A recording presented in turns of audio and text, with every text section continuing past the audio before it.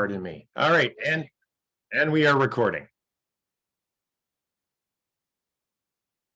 So we've started doing more progress reviews than release reviews. The activities that we engage in are basically the same. The reviews give the EMO and the PMC an opportunity to help an Eclipse open source project meet diversity goals and otherwise engage in practices that improve the long-term viability and sustainability. That's how we regard these reviews. These are an opportunity for us to make sure the project is doing the right sorts of things to ensure that they are successful.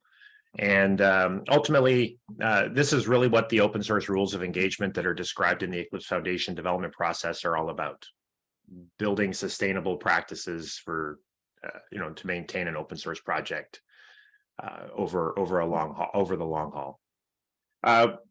We use this as an opportunity to help projects adapt to new and evolving practices. One of the things that we've been doing a lot of, and Marie-Therese has been doing a lot of this heavy lifting, is helping projects move more of their information closer to the actual code. That's taking the form of things like putting metadata files directly into the repository. And we do have a documentation generator that helps generate some of these files, some of this file content for you. It used to be that when we first started doing this, we had CVS servers and Bugzilla and websites, and information was spread across all of these things because that's just how we had to do it. With the modern technologies that we have available to us through GitLab and GitHub, keeping all of this stuff together is the way to do things. Much of the work that we're doing in this regard is just an acknowledgement that people don't find our open source projects through our website or through the PMI or any of those things like they might once have done.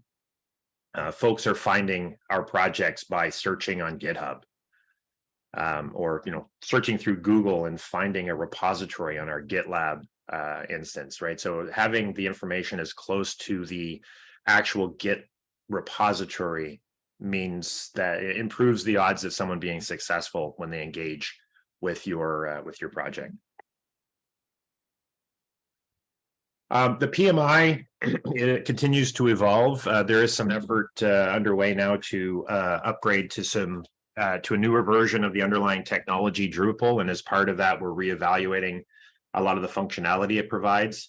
Again, the legacy of the PMI is that it was filled some gaps that existed in how we were able to manage project resources, and those gaps are closing or ever smaller. So we're actively removing functionality out of the PMI because it's no longer required. Particularly interested in removing things that cause redundant work.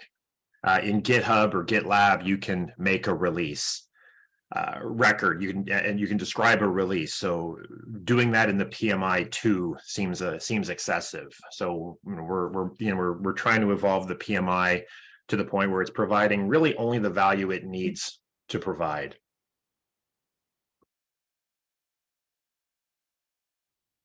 Again, just running through some quick updates. If you have more, have detailed questions or want more information, we can certainly talk about that. IPZilla has been turned into a read-only archive. We have all of the data from it. We no longer have the ability to interact with it, and it's accessible only to the IP team at this point. We're not making that information available externally anymore.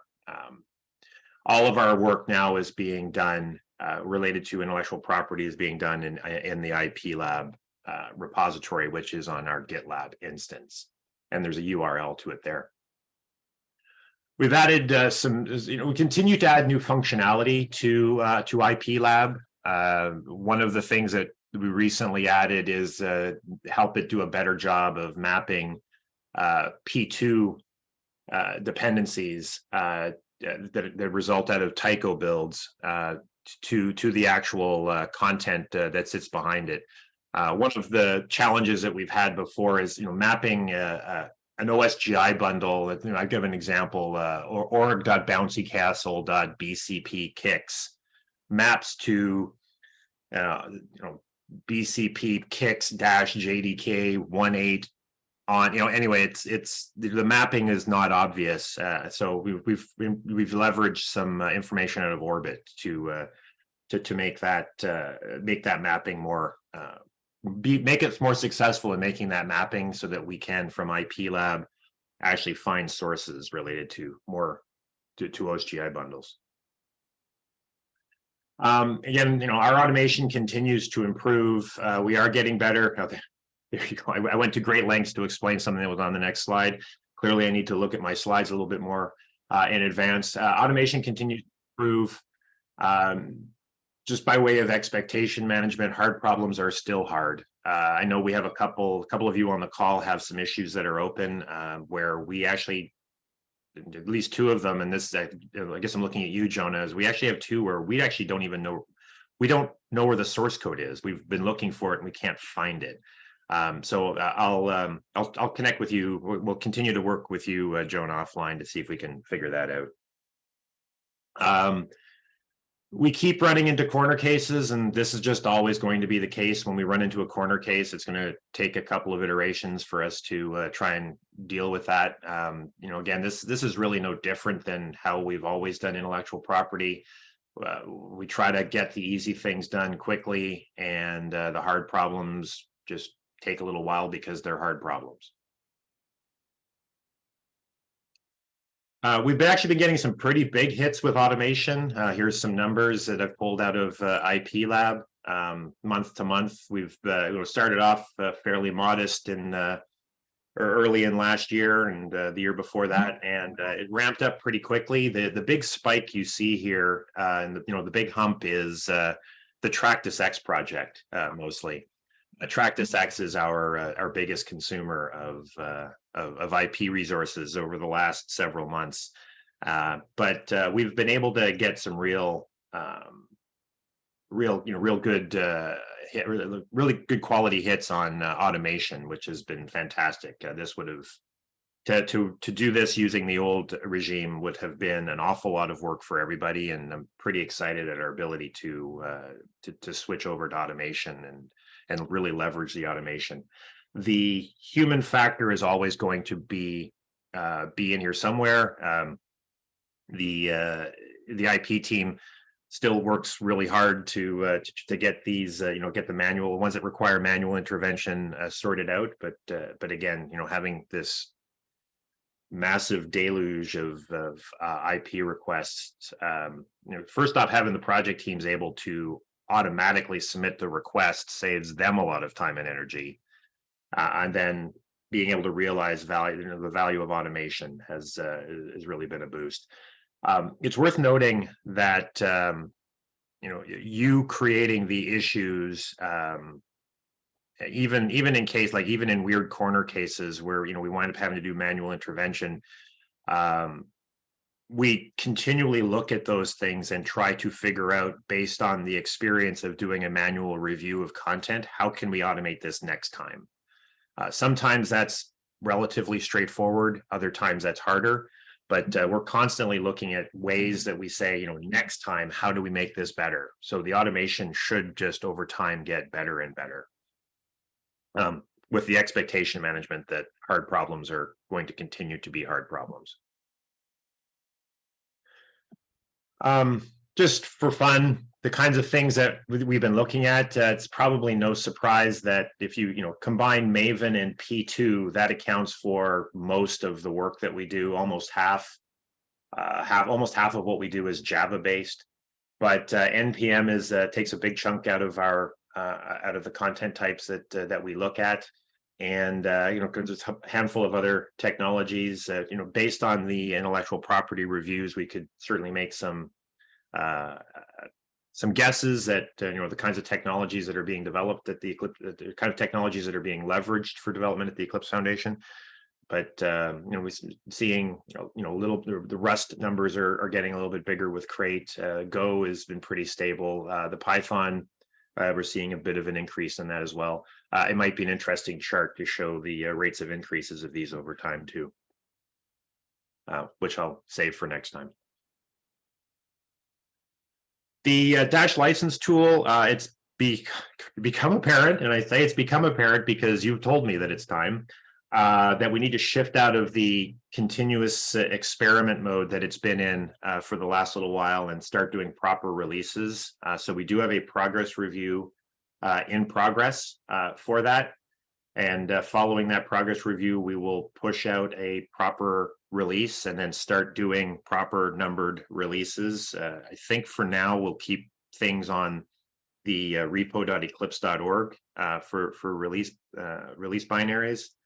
Although I will investigate moving to Maven Central as well. I hesitate with Maven Central because the tool has got a pretty constrained audience, but it would certainly make things easier for everybody. Anyway, I will investigate that. Following the release, we'll likely move the repository off of GitHub and into GitLab as well, just for consistency. Most of the projects that are in Dash are now in, for the Dash project, are now in GitLab. So we'll move them all there so everything's in GitLab together. The Dash license tool does, just in case you've been living in a cave and haven't heard me mumbling about this for the last little while, does provide support for all sorts of different languages.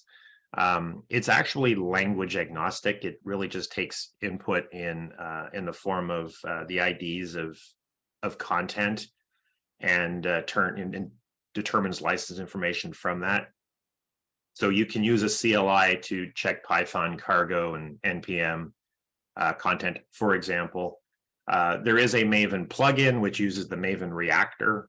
So when you ask questions like why did it find this or why didn't it find that, the tool itself uses Maven. So when you're using the Maven plugin, whatever the Maven Reactor finds when Maven does its own dependency resolution is what gets investigated.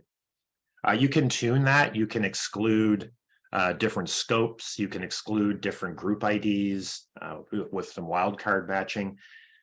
There's some features for that if you're seeing results that are funky, or very often there are cases where committers know better than the tool, and that's worth talking about too. This is just a tool, and I'm actually a little bit concerned that I keep hearing people say, but the tool said this, or I need the tool to do the review and have the review run clean. This tool will never be perfect. That's just not possible.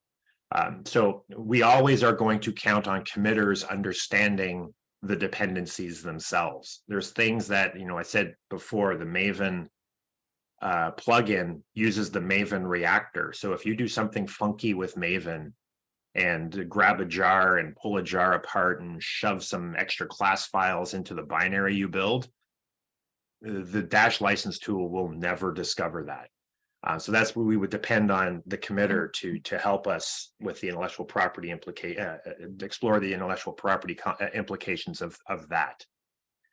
There are going to always be cases where something is okay from a license point of view, but the tool can't figure out what to do with it.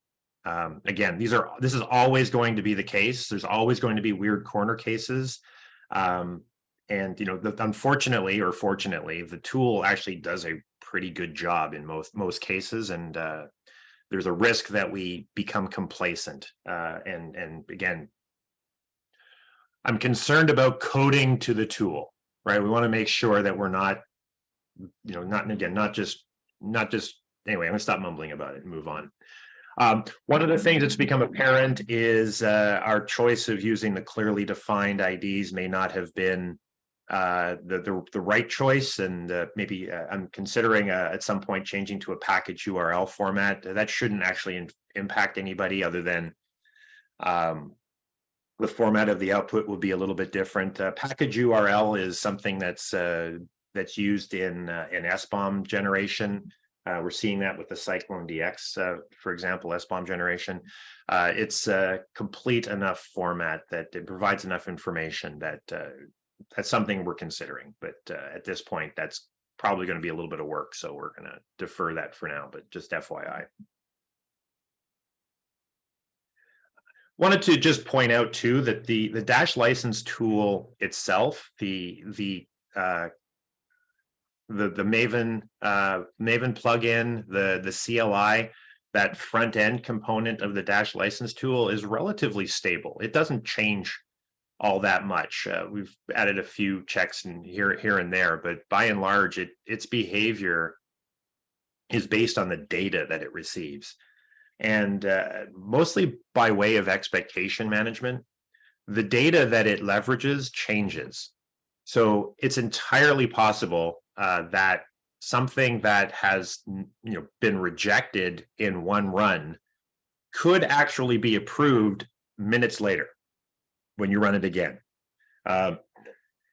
Clearly defined, for example, which is a source of data that we use for figuring out license information.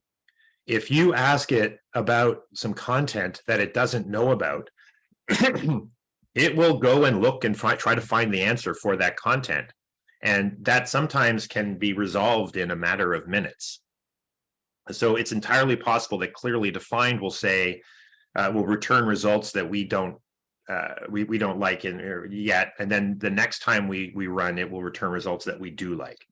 It's also the case that clearly defined is a curated data source. So something that had been previously approved through a clearly defined record may wind up being curated and the license information there improved, but resulting in a rejection. Right? Again, it's entirely possible that this happens, and this frankly has always been true. It's always been possible that if the IP team approved some of your content, they may later come back to you and say, we discovered something and and this is no longer approved. The number of times that's happened in the past is relatively small, but it's always been possible. We also have, as you know, the IP lab is the place, and IPzilla before, at a place where we did our own review of third-party content, and from that we've assembled a database that the Dash license tool uses.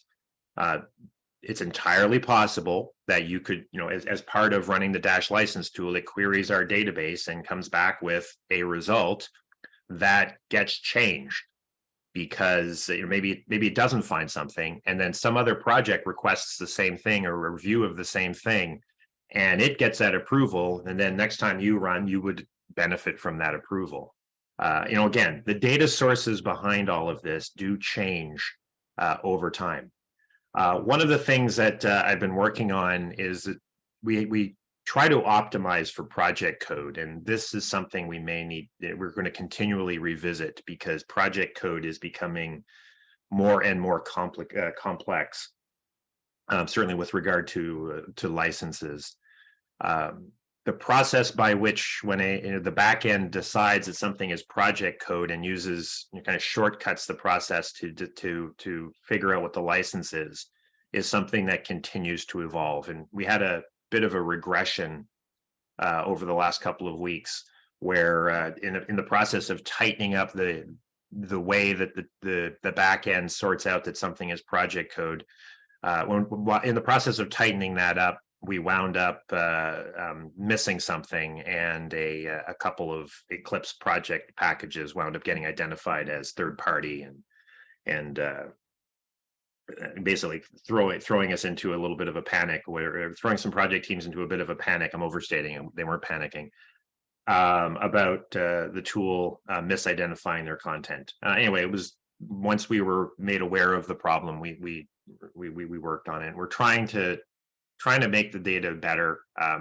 Just bear in mind that we're still kind of experimenting with some elements of this, and that may probably always be true as we try to improve the results that the tool produces.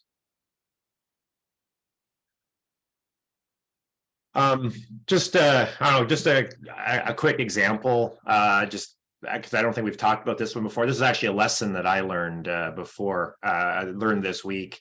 The pip dep tree command in Python does a great job as long as you're in a virtual environment. If you run that without a virtual environment, it tells you information that's entirely bogus, it turns out. Anyway, in the process of building a Python project, Python spits out a requirements.txt file, and I've started looking at that as a source of dependency information, and just wrote a little. This is just a little command line invocation of the tool that grabs the contents of that file, turns it into a format that the dash license tool understands, pulls out duplicates, and then throws it at the dash license tool's command line interface. This example is in the documentation for the dash license tool.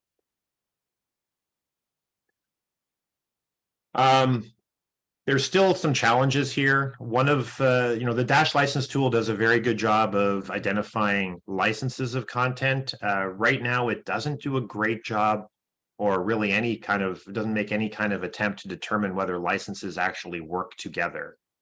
This has not generally ever been a big problem. Most of the time, we have the license combinations are pretty straightforward. But more and more, we're starting to see projects that use other licenses. Projects that use a GPL, for example. There's ways that the GPL can actually be used in combination with some licenses, but not in other licenses. And there's all sorts of weird, subtle cases in terms of how licenses combine. And this is something that we look at when we do in a limited manner. We look at when we do progress reviews, but it's something that we need to start investigating a little bit harder as projects start using different licenses. And again, if you're using an EPL 2.0 or an Apache 2.0 license in your project, chances are, the way that we identify licenses probably in pretty good shape. If you have other content under different licenses, then again, there's some subtleties there that we need to spend more time investigating. And we're working on some solutions to this problem, trying to leverage some automation. There's some little things that the IP team, kind of loses sleep over, like, the GPL can use Apache 2, but Apache 2 can't use the GPL 3.0. Licenses work in one direction, but not the other sometimes. We ran into a weird corner case where a project wanted to leverage, they were an EPL project using a secondary license, which allowed for distribution under the GPL 2.0. But then they wanted to link to some content under the Mozilla license that removed the secondary license ability to link with GPL 2.0, which effectively removed the secondary license from the project code if they were to leverage this third-party content, right? So these are the kinds of things that kind of keep the IP team up at night. The AGPL being the thing that, the nightmare that haunts our dreams. To talk a little bit about SBOMs, we've been evolving some best practices in this area. Our attempts to try and automate this entirely have not been as successful as we had hoped. There's certainly some challenges with automation, and we need to depend on a certain amount of committer investment in generating SBOMs. We're still evolving this, but our understanding is improving on how we can do this with as minimal, and how we can help project teams do this with as little help from committers as possible. So things that we can do, first off, is make it as easy as possible to generate SBOMs using tools. The Maven plugins for CycloneDX and SPDX, for example, will pull license information out of the POM file. So if you include license information in the POM file, then SBOM generation gets a little bit easier. While you're there, it would be great if, provided other additional metadata in your POM files, and, including the SCM, issue tracker, organization information, all that kind of stuff. That's just generally useful and just a good practice. We're working on working on solutions. Again, we're presenting this in the form. We're hoping to present this in the form of best practices, where with some additions to build scripts, we can include the generation of these SBOMs as automatically and as straightforward as possible. We're thinking that you don't include the SBOM in your Git repository. One of the challenges with that is that the SBOM then becomes an artifact that needs to be maintained, and the risk that the artifact is not maintained increases or decreases the value of it. Rather, we generate the SBOM as part of the build and include it along with the distribution binaries. We've been experimenting naturally, as I showed you earlier, most of the content we have is Java-based and Maven-based. So we've been playing with some Maven extensions. And this is an example here. I copied this directly out of the Dash license tool itself. It's a Maven POM file, the parent POM. And basically, I'm just adding the Cyclone DX plugin into the mix, and it just adds a little bit of extra time to the build and results in the generation of a Cyclone DX SBOM, which we believe is of good quality.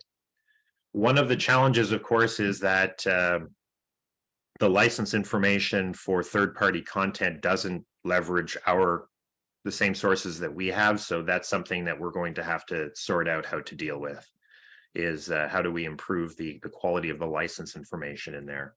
But we're focusing initially on generating these as in a straightforward manner as possible.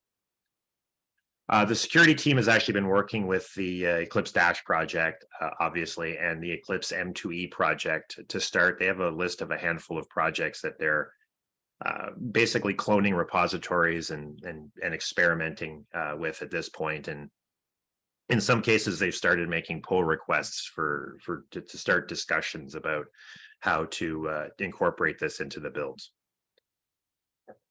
By adding that to the just as a experience, finish the experience report. By adding that plugin to the build for the Dash license tool, it automatically wound up basically when the build on the server pushes, or on the CI build pushes to the repo.eclipse.org, the Cyclone DX SBOMs are just there now. So we're generating SBOMs now for the Dash license tool, which is pretty cool, and we believe that they're of good quality. So the first actual formal release of the Dash license tool will include a Cyclone DX SBOM. And that's the end of the formal portion of the presentation. I'm going to stop the recording.